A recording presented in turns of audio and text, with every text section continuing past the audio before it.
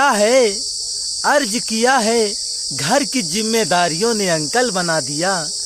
अर्ज किया है, घर की जिम्मेदारियों ने अंकल बना दिया। वरना हम भी गार्डन में लड़कियां घुमा रहे होते। वरना हम भी गार्डन में लड़कियां घुमा रहे होते। तो हर मस्त जवानी देख के मनवा हारी जाला हो। तो हर मस्त जवानी देख के मनवा हारी जाला हो। मगर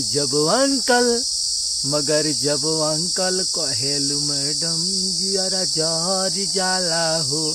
मगर जब अंकल कहेलू मैडम जियरा जारी जाला हो। तो हर मस्त जवानी देख के मनवा हारी जाला हो।